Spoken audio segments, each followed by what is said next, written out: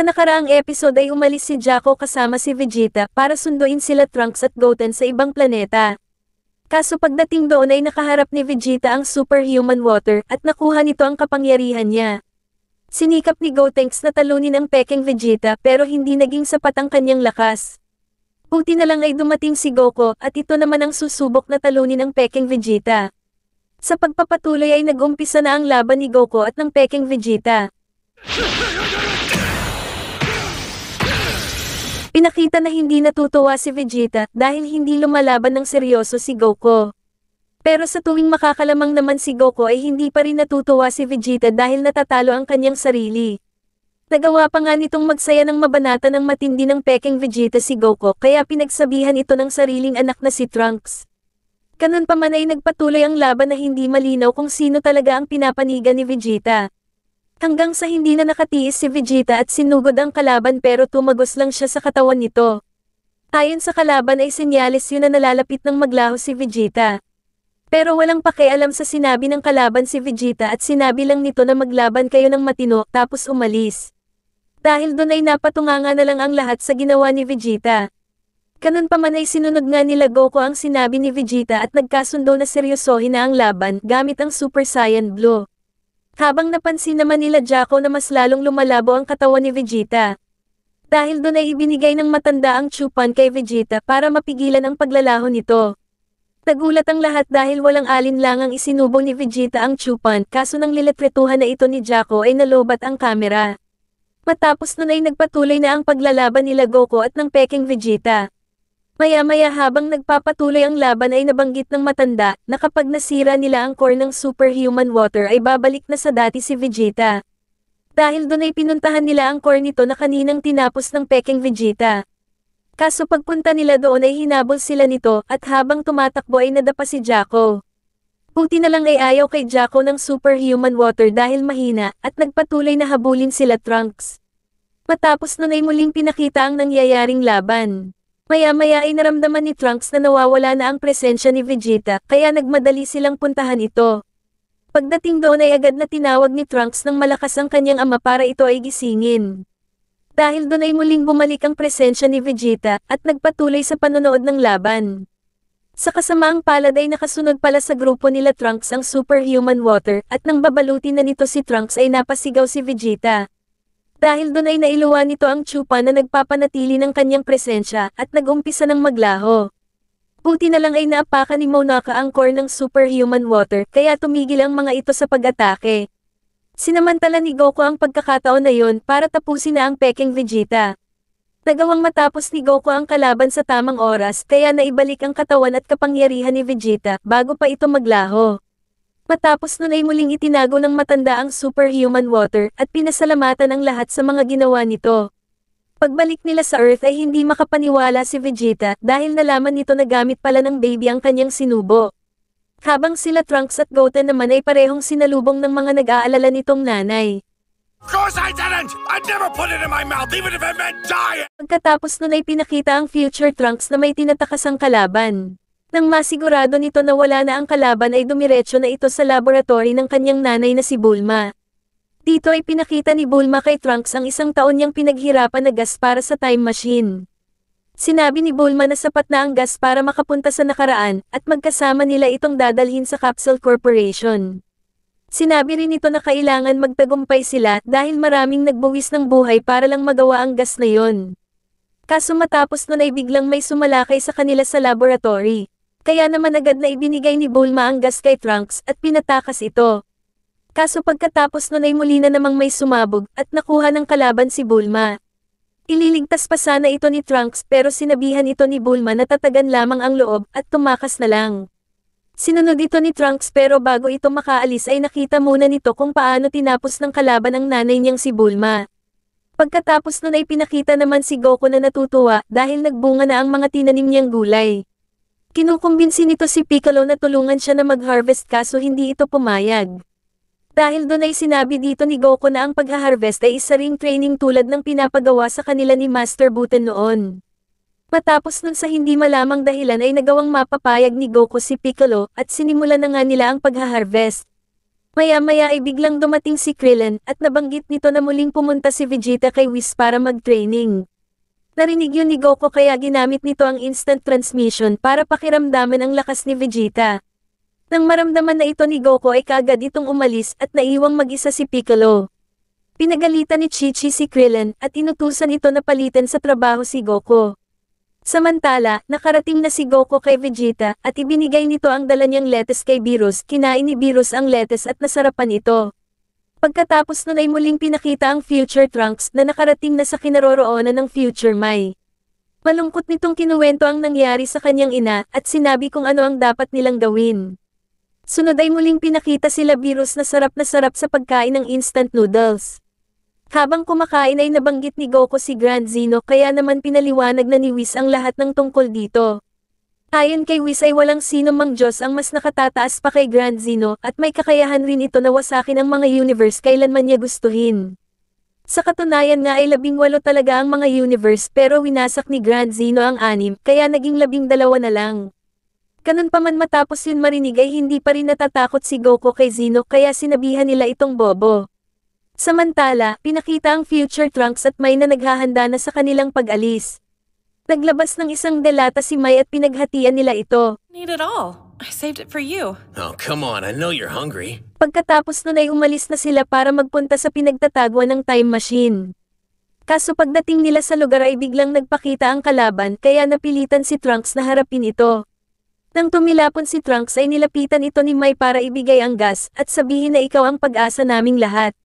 Matapos nun ay sinakripisyo nito ang sarili at sumugod sa kalaban pero mabilis lang itong natalo. Dinampot ni Trunks ang wala ng buhay na si Mai at hindi ito makapaniwala sa nangyari. Habang ang kalaban naman ay nakatayo lang sa malayo at nakatingin kay Trunks. I can't wait to watch you die. Tumawa ang kalaban at sinabi kay Trunks na huwag kang mag-alala dahil susunod ka na rin sa kanya. Pero imbes na magalit si Trunks ay umisip muna ito ng plano at nang malaman na niya ang gagawin ay saka lang ito sumugod.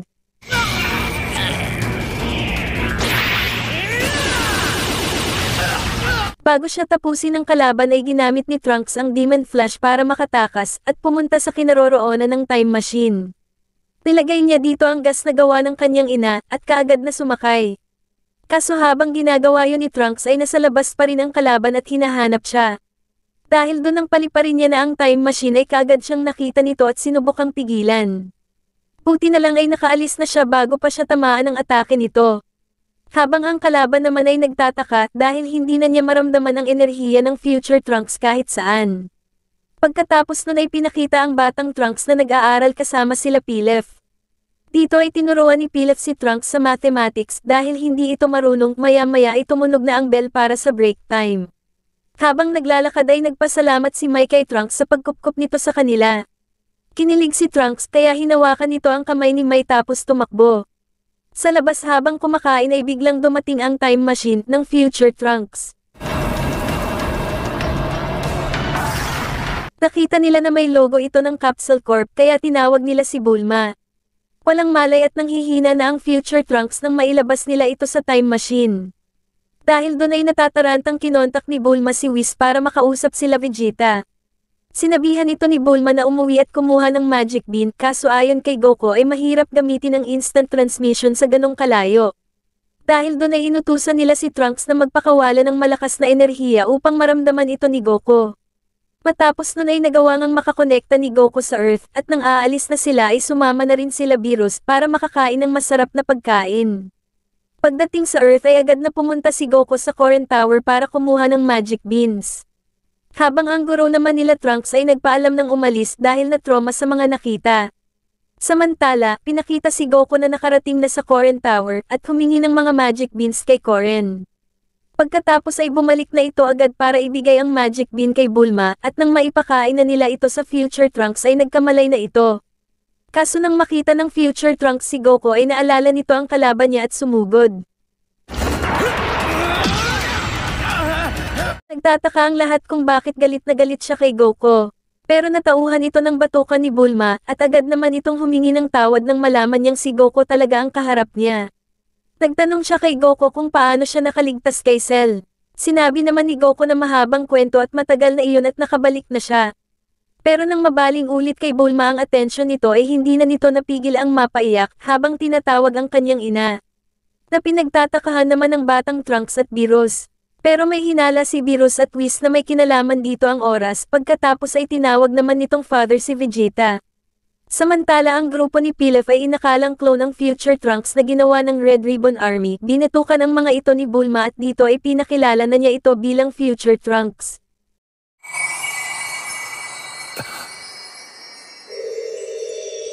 Pinuntahan nila ang spaceship na pananggalingan ni Trunks sabay pinagmalaki ito ni Bulma bilang gawa ng Capsule Corporation. Sinabi ni Whis kay Bulma na hindi niya akalaing magagawa ito ng isang mortal na inakala ni Bulma na papuri. Pero sinabi nito na hindi yun papuri dahil ang paglalaro ng oras ay seryosong pinagbabawal. Samantala pinakita ang Black Goku na nagtataka kung bakit hindi na niya maramdaman si Trunks hanggang sa naisip niya na may kakaiba sa pagkawala nito. Habang patuloy na nagliliwanag ang suot niyang time ring, pinaliwanag ni Whis na ang paglipat-lipat ng oras ay pwedeng humantong sa pagkawasak ng isang planeta at sinabi pa nito na kahit ang Diyos na tulad nila ay hindi pwedeng bumalik sa nakaraan at pwede lamang pumunta sa future. Pero ang mortal ay bawal talaga lumipat ng oras. Dahil dito ay natakot si Trunks nang malamang nasa harap niya ang DAT pero hindi nababahala si Bulma dahil sausage lang ang katapat ng mga ito. Habang sila Chi-Chi ay pinamalita na kay Piccolo at Krillin ang pagdating ni Future Trunks. Samantala si Bulma ay frustrated sa sarili niya dahil kahit siya ang gumawa ng time machine mula sa future ay wala naman itong manual. Dahil dito ay hindi niya rin malaman kung paano ito gumagana. Hanggang sa may nakita siyang nahulog. Tinanong ni Goku at Vegeta si Trunks kung sinong kalaban ang tinakasan niya na inakala ni Vegeta na si Majin Buu pero sinabi ni Trunks na madali niya lamang itong natalo sa tulong ni Kaioshin. Sinabi ni Trunks na isang nilalang na walang awa at tinawag nito ang sarili niya na Goku at sa halip na orange ay itim ang suot nito kaya ang tawag nila dito ay Black Goku. Nalabis nilang kinagulat, sabay kinwento niya ang pinagdaanan niya mula nang lumitaw ito.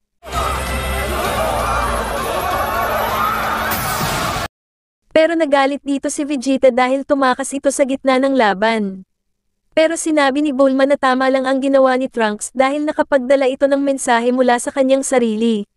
At nagkasundo na pumunta sa panahon ng Future Trunks para tulungan ito.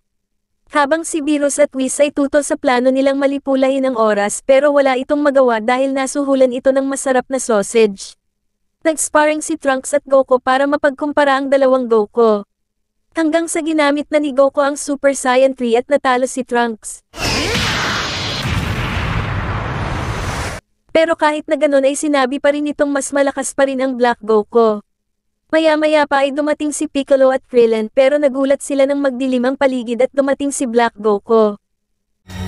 So you're Goku Black! Nang magpakita ang Black Goku ay nagtataka rin ito at kinikilala ang mga nasa paligid at nakilala nito si Beerus. Hanggang sa may napansin si Whis na nasa kamay nito na pamilyar para sa kanila. Tinanong ito ni Trunks kung paano ito nakasunod pero hindi rin ito alam ni Black Goku. Balak sana atakihin ito ni Trunks ngunit pinigilan siya ni Vegeta dahil mahinang nilalang pa siya. Hanggang sa si Goku na ang humarap dito. Nang mag-umpisa ang laban nila ay Super Saiyan lang ang ginamit ni Goku.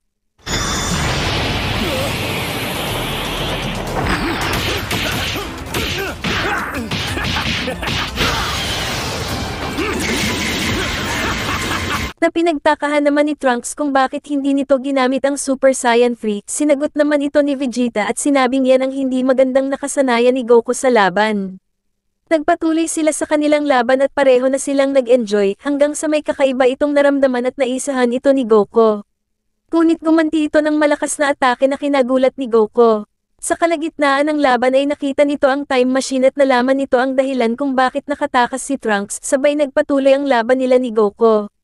Ngunit naubos na ang time limit ng Sing Sing pero bago ito mapabalik sa future ay nagawa nitong mapasabog ang time machine. Pinaliwanag ni Whis na dahil ito sa tuluyan na nagsara ang lagusan na nabuksan ng time machine ni Trunks. Pagbalik sa future ng Black Goku ay napuruhan ito at halos mamilipit sa sakit.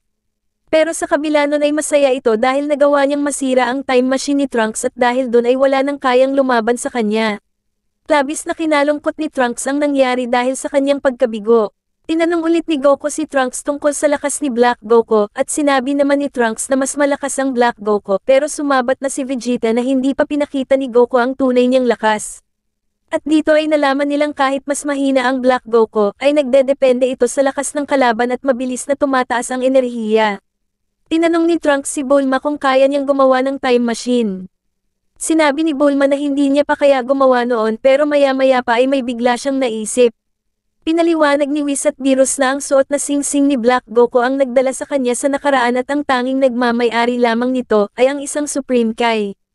Sinabi rin nito na dahil din sa time machine na dala ni Trunks kaya nakasunog ito sa kanya. Nang tanungin ni Krillin kung pwede ulit magamit ni Whis ang pagbalik ng oras na ginawa niya kay Frieza, ay sinabi nitong pwede pero lumagpas na ng 3 minuto kaya hindi na. Nang mapatay ng grupo ni Pilaf ang apoy ng time machine ay sinabi nito na dapat silang bayaran ng unlimited pancake. Labis na nalungkot si Trunks ngunit kinomport ito ni Vegeta at sinabing huwag kang sumuko. Habang sa Gedli ay nag-uusap si Beerus at Whis tungkol sa pagsuko. Sinabi ni Beerus na meron talagang mga bagay na hindi natin kontrolado at dapat nang sumuko. Kaya naman naglabas ng sausage si Whis at sinabing dapat na rin itong isuko ni Beerus dahil kakainin niya na. Maya-maya ay sumisigaw si Bulma habang sinasabi na nakita na niya. Sabay inilabas nito ang time machine na ginamit ni Cell dati. A time machine! Ayon kay Bulma ay ito ang time machine na ninakaw ni Cell sa ibang future at itinago ni Trunks noon. Pero bago umalis si Future Trunks ay hiningi niya ito at pinag-aralan. Sa madaling salita ang dalawang time machine ay iisa lamang pero nagmula sa magkaibang panahon. Sunod ay sinabi ni Bulma na dahil sa librong dinala ni Trunks ay siguradong magagawa niya na ang time machine. Matapos yun sabihin ni Bulma ay agad na kinumbinsi ni Goku si Whis na sanayin siyang muli dahil gusto niyang maghanda sa laban nila ng Black Goku kaso hindi ito pumayag. Habang si Vegeta naman ay ayaw siyang makasama mag-training dahil doon ay pumunta na lang si Goku sa planeta ni Kaiosama kaso agad rin siyang pinalayas nito. Samantala, pinakita ang Black Goku na pinag-aaralan ang mga galaw ng tunay na Goku para palakasin pa ang kanyang sarili. Sa kasalukuyan naman ay nakauwi na ang tatay ni Bulma kaya nagpatulong si Bulma dito na ayusin ang time machine. Sunod ay nalaman ng Future Trunks na si Mai ang maliit na batang babae kaya nilapitan niya ito at hinawakan. Habang si Bulma naman ay nagpa siya ng simulan ang pag-aayos ng time machine pero bago umalis ay inutusan muna nito sila Piccolo at Krillin na ayusin ang bakuran. Samantala, kausap pa rin ng Future Trunks ang maliit na Mai at kinuwento niya dito ang Future Mai. Ayon dito, si Mai sa Future ay ang pinuno ng mga Resistance at katulong niya ito sa paglaban sa Black Goku. Isang araw ay inembush nila ang Black Goku at pinalapit ito sa mga magkakatabing gusali. Nang makalapit na ito ay agad na pinasabog ni Mai ang mga gusali para mahulugan ito ang Black Goku. Kaso sa kabila ng kanilang ginawa ay hindi man lang ito nagalusan. Matapos nun ay dumating si Trunks at kinompronta ang Black Goku. Sinabi ng Black Goku kay Trunks na naniniwala siya na ang mga mortal ay ang nag-iisang pagkakamali ng mga Diyos kaya nararapat lang na ang mga ito ay ubusin. Nagalit si Trunks sa sinabi ng Black Goku at sumugod kaso madali lang itong natalo. Buti na lang ay naroon si Mai para iligtas si Trunks mula sa Black Goku at para lunasan ang mga sugat nito. Pagkatapos magkwento ay sinabi ng Future Trunks sa maliit na Mai na palagi mo akong nililigtas kaya masaya ako na nandito ka. Dahil doon ay kinilig ang maliit na Mai at for the selos naman ang batang Trunks. Kaso matapos nun ay sinabi ng Future Trunks na ang Mai sa future ay patay na. Pagkatapos nun ay pinuntahan na nila si Bulma para tulungan kaso hindi pa rin makamove on si Mai sa kapugian ng Future Trunks. It's an enigmatic stranger act! He's so dreamy! Maraming oras na ang nakalipas ay patuloy pa rin ang paggawa nila Bulma sa time machine at masigasig itong tinutulungan nila Mai. Ilang saglit pa ay may inutos si Bulma kay Mai at sinamahan ito ni Trunks. Sinamantala yun ni Trunks para magpapansin kay Mai pero hindi yun umubra at nagmukha lang siyang tanga. Samantala, batak si Vegeta sa pagsasanay dahil sa nalaman nito kay Trunks na tinapos ng Black Goku si Bulma sa future. Sunod na pinakita si Future Trunks na nananaginip na sinisira ng Black Goku ang kasalukuyan at nagising ito ng dahil doon. Matapos nun ay pinuntahan nito si Bulma at kinamusta ang paggawa ng time machine. Dito ay sinabi sa kanya ni Bulma na wala na silang problema sa paggawa ng gas dahil lumalabas na nagawa na niya ito bago pa dumating ang Future Trunks. Sunod na pinuntahan nito ay sila Piccolo sa labas at nakwento niya dito na si Gohan ang nagturo sa kanya na makipaglaban. Ayon sa Future Trunks, ang Gohan na nagturo sa kanya ay walang kinakatakutan. Kaso napas lang ito ng mga android dahil hindi niya ito natulungan. Matapos nun ay sinabi ng Future Trunks na gusto niyang pasalamatan si Gohan kaya itinuro nila Piccolo kung saan ito makikita. Pagpunta niya doon ay agad siyang nakilala ni Gohan pero si Gohan ay hindi niya nakilala dahil ibang-iba na ito sa nakilala niya noon. Pagkatapos nun ay sumama pa siya kay Gohan pauwi at ipinakilala siya nito sa lahat. Kaso nang ipakilala na ni Gohan si Pan sa kanya ay tinalsikan siya nito ng gatas at ganon din sila Master Pogi. Matapos nun ay lalo pa itong nagkulit kaya nakipaglaro na lang dito si Gohan bilang si Saiyaman. Sa puntong yun ay hindi na talaga makapaniwala ang Future Trunks na si Gohan pa rin ang kanyang nakikita. Pagkatapos ay inimbitahan siya nila Gohan na doon na maghapunan kaya tumambay muna siya kasama ni Master Pogi. Kaso bigla itong tinawag ni Videl kaya siya lang ang naiwan na magbabantay kay Pan. Kaso sa sobrang kulit ni Pan ay hindi niya ito na-control at sinira ang lahat ng mga gamit.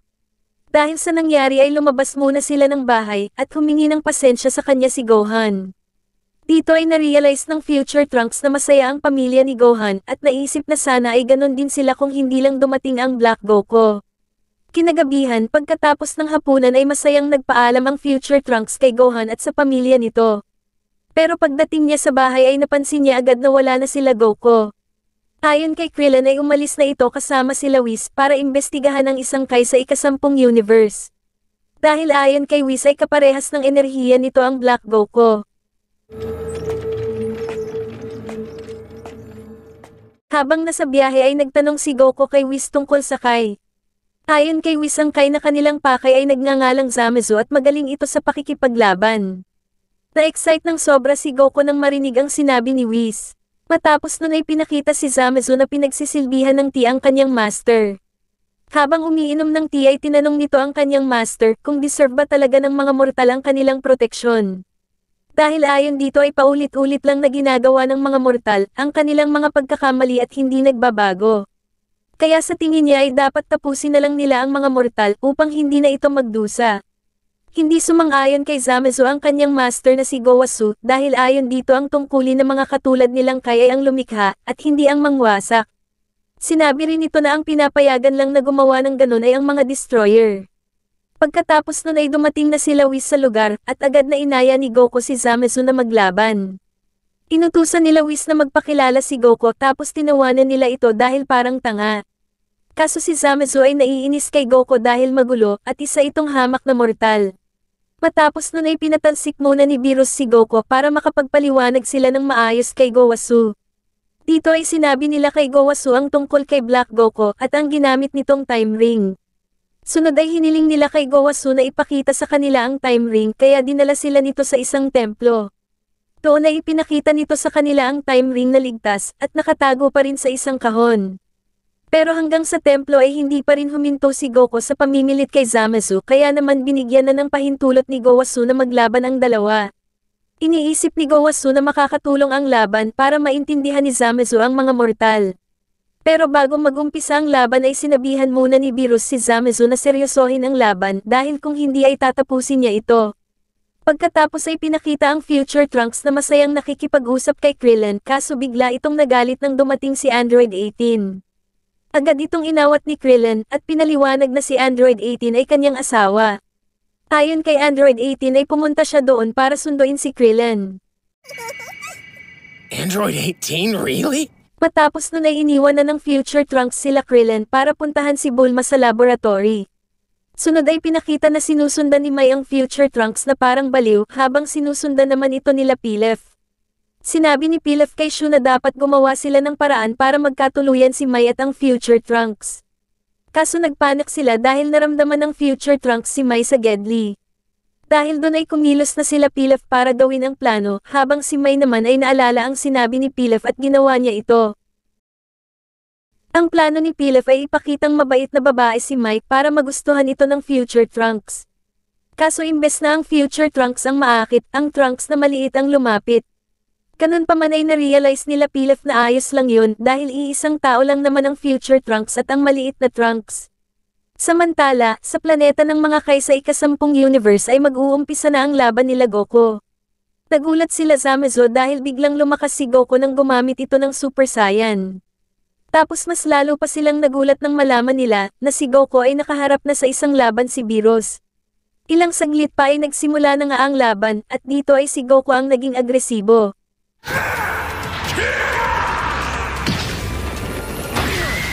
Hindi makapaniwala si Gowaso dahil napapantayan ni Goku ang lakas ng mga Diyos. Natalo sa laban si Zamasu pero hindi nito matanggap kaya aatake pa sana ito. Buti na lang ay agad itong napigilan ni Gowasu.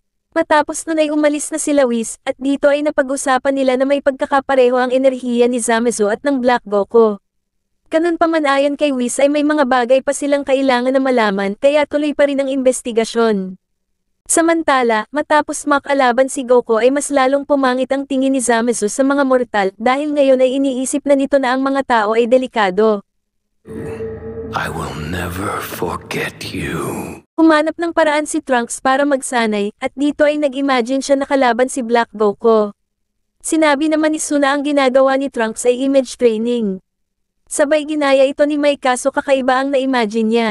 Sunod ay pinakita sila Bulma na patuloy na inaayos ang time machine, maya-maya pa ay nagalit ito kay Pilaf dahil pinakialaman nito ang computer pero natuwa siya nang makitang tama ang ginawang code nito. Dito ay pinakitang patuloy ang pagsasanay ni Trunks pero kahit anong gawin niya ay hindi siya manalo.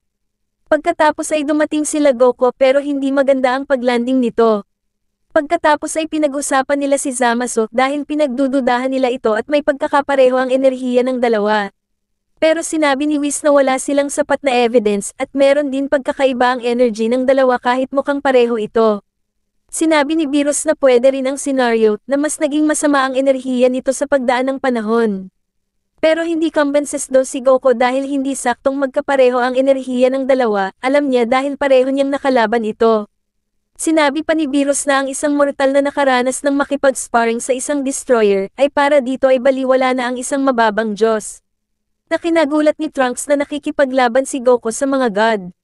Maya-maya pa ay naghiwa-hiwalay na sila pagkatapos ay niyaya ni Vegeta si Trunks para mag-training. Pagkatapos ay pinakita si Zamasu habang nanonood sa ibang planeta, nagpapatayan lang ang mga mortal at hindi sibilisado. Dahil dito ay nasuggest ni Zamasu ang extinction dahil sa tingin niya ay wala itong pag-asang mas civilized at patuloy lang magpapatayan. Na hindi naman kinatawa ng kanyang master at nauwi sa pagtatalo ang pag-uusap nila. Sunod ay nagpunta sila sa isang silid at pinakita ng master niya ang time ring kay Zamasu. Pumunta sila sa mundo ng mga mortal na nagpapatayan at dito ay tinuruan siya ng master niya kung paano gumagana ang time ring. Pinaliwanag ng master niya ang mga berdeng time ring, sinabi nito na nalilikha ito ng dahil sa mga nababagong realidad, ng dahil sa pagmamanipula ng oras. Matapos nito ay ibinigay nito ang petara na tanging Supreme Kai lamang ang meron nito upang magamit nila ang time ring ng magkasama. At dito ay naglakbay sila patungo sa future para malaman ang hinaharap ng mga mortal. Dito ay natuwa sana sila dahil natuto na itong gumawa ng apoy pero bobo pa rin at biglang nagpatayan ulit. Dahil dito ay naisip ni Zamasu na habang nabubuhay ang mga mortal ay hindi makakamit ang kapayapaan. Sunod ay pinakita si Trunks at Vegeta na nag-uusap, dito ay naalala nila ang naging training nila habang magkasama sa loob ng silid ng panahon at oras. Nag-Super Saiyan si Trunks at sinabing gamitin ni Vegeta ang Super Saiyan 3 kagaya kay Goku pero tinawanan lang ito ni Vegeta. Sabay biglang nag-Super Saiyan Blue na kinagulat ni Trunks. Halos hindi makapaniwala si Trunks na nagtataglay na si Vegeta at Goku ng divine power kagaya ng mga Diyos. Sinabi ni Vegeta na kapag nakatama ka ay panalo ka na. Dahil sa pangmamaliit ni Vegeta, ay nagpalaki ng katawan si Trunks. Nakina-disappoint ni Vegeta dahil umaasa ito sa laki ng katawan. Nang mag-umpisa ang laban nila ay muntik maisahan ni Trunks si Vegeta dahil bigla itong nagpaliit nang lumapit siya. Sunod ay dumating si Goku kasama si Bulma. Pero walang kalaban-laban si Trunks dito at mabilis na tinapos ang laban. Pero naasar dito si Vegeta dahil sa pagiging loser ni Trunks at sinabi nitong hindi ka lang dapat makontento na matalo lamang ang Black Goku kundi dapat nitong isiping maging malakas kanino man. Nang dumating si Bulma ay nagalit ito kay Vegeta. Ngunit naisahan ni Trunks si Vegeta at inuntog ito sabay pinaalala ang naging usapan nila kanina at sinabing siya ang nanalo. Dahil dito ay umalis na lamang si Vegeta pero labis ang pagpapasalamat ni Trunks sa kanyang ama dahil sa pagpapalakas ng loob niya. Pinakita si Beerus na sobrang gulat na gulat dahil sa biglaang pagtawag ni Zeno at sinabi nito na gusto niyang makausap si Goku na lalong nagpagulat kay Beerus at Whis. I'd like to see Goku, you see? Dahil dito ay agad pinatawag si Goku pero kabado si Beerus dahil baka kung anong gawin ni Goku habang kaharap si Zeno. Kaya agad nitong pinagsabihan si Goku nang huwag gagawa ng kahit anong ikakagalit ni Zeno. Pero nananatiling bobo pa rin si Goku dahil dito ay tinanggap na ni Beerus na mawawasak na ang buong universe. Pagkatapos ay pinakita si Bulma na natapos na gawin ang time machine. Samantala pinagbibihis ni Beerus si Goku pero tumanggi ito, sabay sinabi ni Beerus na kung magagalit si Zeno, siguraduhin wag madadamay ang Supreme Kai. Nagtaka si Goku sa sinabi ni Beerus kaya pinaliwanag ni Whis na kapag namatay ang Supreme Kai ay namamatay rin ang destroyer ng isang universe. Sunod ay umalis na si Goku at Whis. Muling pinakita sila Zamasu at pinapanood pa rin ang mga mortal na nagpapatayan, sabay sinabi ni Zamasu na sinasayang lang ng mga mortal ang mga buhay na pinagkaloob sa kanila. Matapos noon ay sinugod sila ng isa sa mga mortal at hindi napigil ni Zamasu na tapusin ito. Dahil doon ay nagalit sa kanya ang master niya at muli nang binawi sa kanya ang Petara. Sinabi nito na dapat hindi ito nangialam. Samantala, nakarating na sila Goku sa mundo nila Great King Kai. At hiniling nila dito na dalhin sila sa kaharian ni Grand Zeno. Pumayag rin si Great King Kai pero sinabihan nito si Goku na wag gagawa ng kalokohan bago umalis. Pagdating doon ay sinalubong sila ng Grand Ministers pero pagdating sa pagbati, ay mga pangit na salita ang mga ginagamit ni Goku kaya patuloy itong binabanatan ni Great King Kai. Matapos nun ay sinama na sila nito papasok ng kaharian pero habang naglalakad ay napansin ni Goku na mukhang malakas ang Grand Minister. Ayon kay Whis ay isa ito sa 5 na malalakas sa lahat ng universe. Pagkatapos ay sinabihan nito si Goku na wag hahamunin sa laban ang Grand Minister dahil ayon kay Whis ay maging siya ay hindi makakatapat dito. Nang makapasok na sila sa loob ay natuwa si Grand Zeno nang makita si Goku na tinawag niyang nakakatawang Goku. Dito ay sinabi ni Zeno na gusto niya makipagkaibigan kay Goku na kinagulat ng lahat. Ayon kay Zeno sa lahat ng taong nakakatuwa ay si Goku ang pinaka nakakatuwa. Pagkatapos ay inaya nito si Goku na maglaro, sunod ay nagkasundo sila Goku at Zeno na tawagin na lamang ang isa't isa sa palayaw. Dahil dito ang tawag na ni Goku kay Zeno ay Zeni, at ang tawag naman ni Zeno kay Goku ay Goku lang. Matapos nun ay inaya pa nito si Goku na maglaro pero tumanggi na si Goku, at buti na lamang ay hindi nagalit si Zeno at nagbigay na lang ng emergency button. Naayon kay Zeno ay kapag pinindot ito ay dadating siya. Bago umalis ay nagbitaw muna ng pangako si Goku na magdadala siya ng bagay na magugustuhan ni Zeno at makikipaglaro. Pagbalik nila sa planeta ng mga Kai ay nagpanik sila dahil wala palang idea si Goku kung anong ibibigay niya kay Grand Zeno para matuwa ito. Ganun pa man ay sinabi ni Goku na ayos lang iyon at saka na lamang niya itong iisipin. Pagbalik nila kay Beerus ay nalaman nito na tinawag ni Goku na Zeni si Zeno kaya nawalan ito ng malay sa sobrang gulat. Samantala pinagpaliwanag ng master niya si Zamasu kung bakit ito walang tiwala sa mga mortal. Ayon kay Zamasu dapat ang mga Diyos na tulad nila ay pinaparusahan ang mga mortal sa tuwing ito ay magkakasala. Pero sinagot ito ng master niya na ang espada ng katarungan ay hindi ginagamit para sa pagsugpo ng kasamaan, ito ay isang pagtimbang na nagpapantay sa masama at mabuti. Pero sa kabila ng mga sinabi ng kanyang master ay naniniwala pa rin si Zamasu na ang mga mortal ay masama at dapat itong pigilan ng mga Diyos. Pagkatapos nun ay pinakita si Bulma na pinagmamalaki ang naayos niyang time machine. Dahil dun bumiyahe na si Trunks kasama si Goku at Vegeta papuntang future para kalabanin si Black Goku. Pero pagdating nila doon ay nagulat si Trunks dahil wala na ang katawan ni Mai na iniwan niya doon.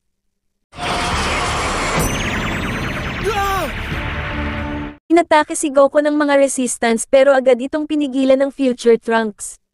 Ipinaliwanag ng future Trunks sa mga resistance na si Goku ay iba sa kanilang kalaban na si Black. Matapos nun ay nalaman ng future Trunks na nabuhay pala si Mai at kaagad na pinuntahan ito sa base ng mga resistance. Pagdating doon ay sinabi niya kay Mai kung gaano siya kasaya na makita ito. Sunod ay sinabi ni Mai sa kanila na pag-alis ni Trunks ay sinugod ni Black ang kanilang base kaya napilitan silang lumikas. Pagkatapos ay pinakita sa kanila ni Mai ang kakaunting tao na nagawang makaligtas sa pag-atake ni Black. Dito ay naglabas ng isang capsule si Vegeta na puno ng mga pagkain kaya sobrang natuwa ang mga tao. Sinabi ni Vegeta na ang mga pagkain ay galing kay Bulma at pinagyabang niya yun kay Goku. Ilang saglit pa ay nakita rin nila doon si Yajirobe na nakikikain. Ayon sa isang miyembro ng Resistance ay palamunin daw ito at tumatakbo agad kapag may kalaban. Bago sila umalis para harapin si Black ay sinabi ni Vegeta na siya muna ang lalaban. Ayaw pumayag ni Goku kaya dinaan na lang nila ito sa papel gunting bato pero si Vegeta pa rin ang nanalo. Matapos nun ay umalis na sila at nagpakawala si Vegeta ng enerhiya para kunin ang atensyon ng Black Goku. Ilang saglit lang ay dumating nga ito at kaagad na nilabas ni Vegeta ang kanyang Super Saiyan Blue. Kaso kahit naka Super Saiyan Blue na si Vegeta ay hindi pa rin ito napansin ang paglapit ni Black. Ganun pa man ay pinilit pa rin ni Vegeta na hindi matinag tapos sumugod ng agresibo. Kaso sa kabila ng mga malalakas na atake ni Vegeta ay hindi pa rin nasaktan si Black at nang ito naman ang sumugod ay agad na puruhan si Vegeta. Matapos nun ay inilabas na ni Black ang kanyang itinatagong anyo na kanyang tinawag na Super Saiyan Rosie. Pagkatapos magbagong anyo ay ininsulto ni Black si Vegeta kaya nagalit ito at muling sumugod. Sa kasamaang palad ay tuluyan ng natalo si Vegeta nang saksakin ito ni Black ng enerhiya sa dibdib. Dahil sa nangyari ay sinabihan na lang ni Goku ang Future Trunks na umatras at bantayan si Vegeta. Habang si Goku naman ay sumugod gamit ang buo niyang lakas. Kaso hindi pa man tumatagal ang laban ay bagsak na agad si Goku. Pero nang tatapusin na ni Black si Goku ay pinigilan ito ni Zamasu na biglang lumitaw mula sa mga ulap. Isn't I supposed to be the one? Ayon kay Zamasu ay gusto niyang siyang tumapos kay Goku kaya pinigilan niya si Black. Sunod ay pinagmalaki nito kay Goku na lilikha siya ng paraiso na hindi kasama ang mga mortal. Dahil doon ay nagalit si Goku at agresibong sumugod. Pero sa kalagitnaan ng laban ay biglang nakisali si Black at sinabi nito na hindi niya mapigilan ang sarili na banatan si Goku. Dahil doon ay sinabi na lang ni Zamasu na sabay na lang nila tapusin si Goku. Pagkatapos yun sabihin ay sabay nga nitong inatake si Goku pero buti na lang ay dumating ang Future Trunks para tumulong. Dahil sa pagtutulungan ni Goku at ng Future Trunks ay nagawa nilang makabawi. Matapos nun ay muli na naman nag-umpisa ang laban at pareho nilang ibinigay ang lahat. Sa laban ay gumamit ng instant transmission si Black para mapabagsak si Goku. Habang ang Future Trunks naman ay nasaksak si Zamasu pero naghilom lang ang sugat nito at gumanti ng atake. Nakontra ng Future Trunks ang atake na yon kaya nagamitan nito ng Super Buster Cannon si Zamasu. Kaso kahit sa pinakamalakas na atake ng Future Trunks ay hindi pa rin ito napinsala. Ayon kay Zamasu ang kanyang katawan ay hindi mapipinsala kahit pa ng pinakamalakas na Saiyan. Matapos nun ay pinatamaan sila ni Black ng Cam Wave habang hawak sila ni Zamasu kaya hindi nila ito naiwasan. Hindi napinsala ng atake ni Black si Zamasu pero sila Goku ay napuruhan. Dahil doon ay naghanda na ng atake ang dalawa para tapusin na sila Goku. Pero sumabog na ang enerhiya bago pa ito mapakawalan ng dalawa dahil inatake ito ni Vegeta. Pagkatapos nun ay nagulat ang dalawa dahil wala na sila Goku sa pwesto nito. Kaso dahil wala na nga sila Goku ay napunta naman ang atensyon nila Black kay Vegeta. Matapos nun ay pinakita na si Yajirobe pala ang kumuha kay Goku at Trunks. Samantala, nagawang mapigilan nila Mai ang balak na pagtapos nila Black at Zamasu kay Vegeta. Pagkatapos ay dinala ito ni Mai sa kinaroroonan nila Goku at doon ay inilabas ang time machine. Si Mai ang naghanda ng time machine pero hindi ito sumama dahil ayon dito ay may tiwala siya na babalik sila Trunks. Samantala, sinubukang pigilan nila Black ang pag-alis nila Goku pero hindi ito nagtagumpay. Matapos nun ay pinakita na nakabalik na sa kasalukuyan sila Vegeta at nagulat si Bulma nang makita ang kalagayan nito. Sunod na pinakita ay sila Gowasu at Zamasu na pinapanood ang pakikipaglaban ni Goku sa paligsahan. Nainis si Zamasu nang makita nito ang Super Saiyan Blue ni Goku dahil hindi nito gusto na gumagamit ng Divine Energy ang isang mortal. Maya-maya ay napansin nito ang Super Dragon Ball kaya tinanong niya ang kanyang master tungkol dito. Sinabi nito sa kanya na ang Super Dragon Ball ay tumutupad ng kahit anong kahilingan. Hindi siya kumbinsido na may ganong bagay kaya gusto niya pang humanap ng impormasyon. Dahil doon ay pinuntahan niya si Master Zuno para puwersahang tanungin tungkol sa Super Dragon Ball. Everything that you know. Dito ay nalaman niya kay Master Zuno na kinakailangan niya pa maghintay ng 1 taon para magamit muli ang mga Super Dragon Ball. Sunod ay pinilit naman niya si Master Zuno na sabihin sa kanya ang eksaktong lokasyon ng mga ito. Samantala, pinakain nila Bulma sila Vegeta ng Magic Beans para mawala ang mga pinsalang natamo ng mga ito. Kaso nang magising si Goku ay pinagalitan ito ni Bulma dahil kinalimutan nito dalhin ang mga Magic Beans sa future. Matapos nun ay tinukoy nila ang mga kinaharap nilang problema sa pakikipaglaban kay Black at Zamasu. Sinabi nila kila Bulma na si Black ay lalo pang lumakas dahil nakakagamit na ito ng Super Saiyan Rosie. Tapos dumagdag pa si Zamasu na meron ng katawan na hindi napipinsala. Ganun pa man ay sinabi ni Goku na babalik pa rin sila sa future at muling kakalabanin sila Black pero sa pagkakataon na yun ay magdadala na sila ng maraming Magic Beans. Pagkatapos nun ay kinausap ng Future Trunks ang maliit na Mai sa labas ng gusali para sabihin na nabuhay ang Future Mai. Pinangako niya rin dito na tatalunan niya ang mga kalaban kahit na anong mangyari. Maya-maya lang ay biglang dumating si Whis at sinabi nito na kailangan nilang makausap si Goku. Dito ay sinabi ni Great King Kai na nagsumbong sa kanya si Master Zuno na pinuntahan ito ni Zamasu para tanungin ang mga impormasyon tungkol sa Super Dragon Ball at kay Goku. Dahil doon ay ibinahagi na rin nila Goku kay Whis ang kanilang mga nalaman sa future para makabuo sila ng pananaw sa kung ano ang pinaplano ni Zamasu. Dito ay naisip nila na ang unang gagawin ni Zamasu ay hilingin sa Super Dragon Ball na bigyan siya ng alagad na katulad ni Goku. Sunod ay gagamitin nito ang time ring ng kanyang master para lumundag sa oras ng 1 taon at hilingin naman na bigyan siya ng katawan na hindi napipinsala.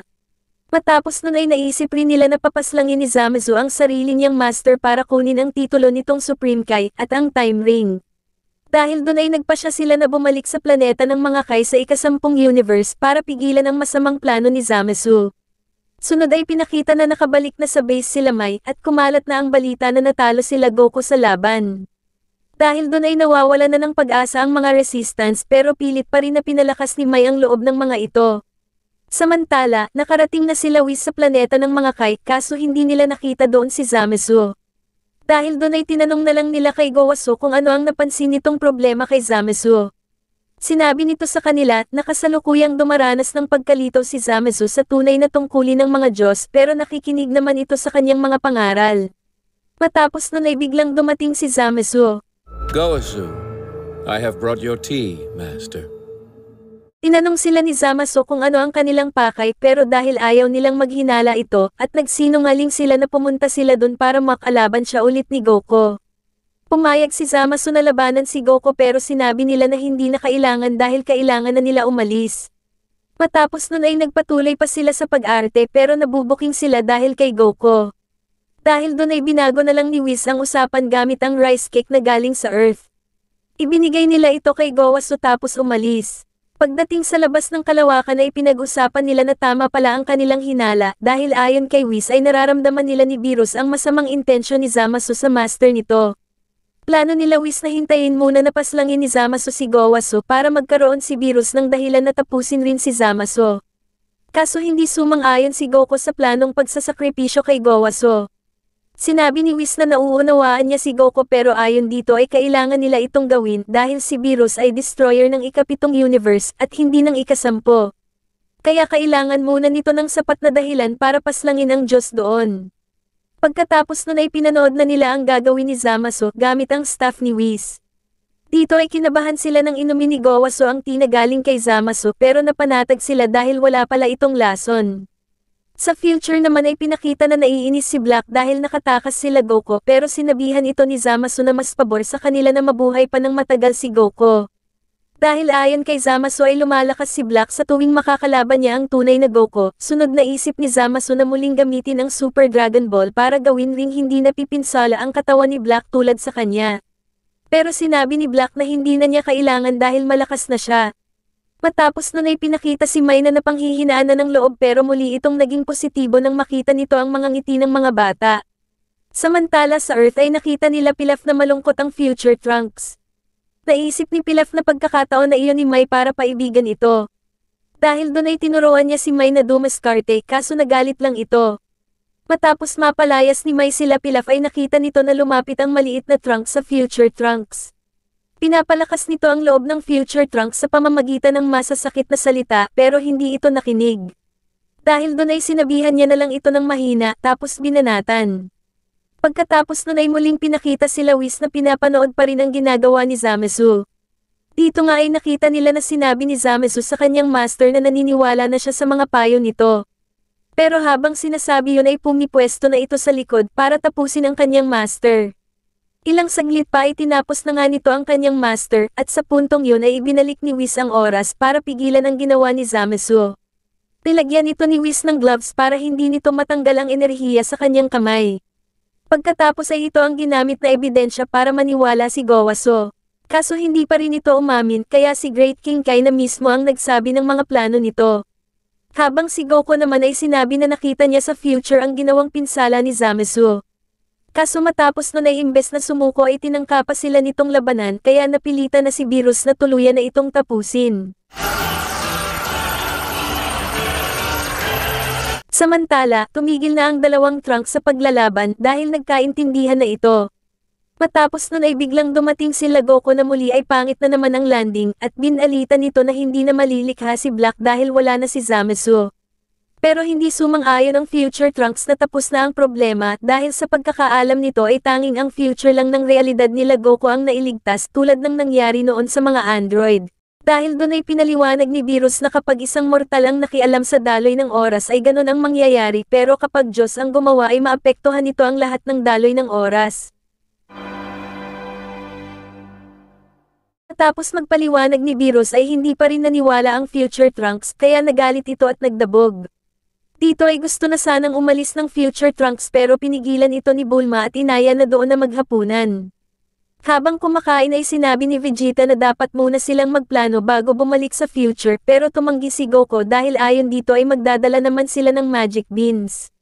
Pagkatapos nun ay naghanda na sila para umalis pero biglang tinanong ng maliit na Trunks ang Future Trunks kung bakit hindi ito naniniwala sa sinabi ni Beerus. Dahil doon ay pinaliwanag ng Future Trunks ang pagkakaiba ng kanilang realidad at oras. Ayon dito ay totoo na iisa lamang sila ng pagkatao ng maliit na Trunks pero hindi ibig sabihin nun na pareho rin sila ng naging buhay. Ang halimbawa na ibinigay niya dito ay ang Trunks na maliit ay nabuhay kasama ang kanyang ama habang siya naman na mula sa ibang realidad ay hindi.